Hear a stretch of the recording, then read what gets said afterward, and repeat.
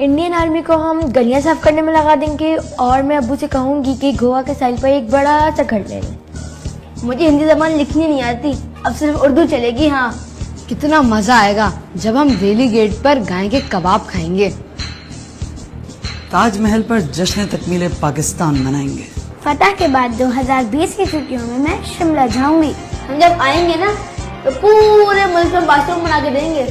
सुन लो RSS के दहशतगर्दों, अब हर मुसलमान की शहादत का बदला लेंगे, क्योंकि अब हिंद बनेगा पाकिस्तान। इन वसुदेव कुटुंबकम, ये सारी धरती ही हमारा परिवार है। आज हम मंगल और चांद तक जा पहुँचे हैं। गूगल, माइक्रोसॉफ्ट जैसी बड़ी कंपनियों के सीईओ इंडियंस हैं। हमारे पेरेंट्स ना किसी से लड़ना नहीं सिखाते और किसी को छोटा बड़ा भी नहीं बताते। दुनिया की चौथी सबसे बड़ी सेना हमारी है, लेकिन फिर भी हम सबको हाथ जोड़कर प्रणाम करते हैं। हमारे देश में 22 से भी ज्यादा भाषाएं बोली जाती हैं और हमारे यहाँ सभी धर्मों के लोग मिलकर रहते हैं। जब तुम्हारे यहाँ पेशावर में आतंकियों ने बच्चों को मार दिया था ना, उस दिन मेरी माँ भी रोई थी। डियर फ्रेंड्स, जो लोग तुम्हारे दिमाग में जहर भर रहे हैं उनको बोलो कि वो तुम्हारी एजुकेशन पे और देश के डेवलपमेंट पर ध्यान दे। ये तुम्हारे लिए और पूरी दुनिया के लिए अच्छा होगा। और अगर खाना खाने का इतना शौक है तो कभी भी आ जाना, हम तुम्हें 56 भोग खिलाएंगे,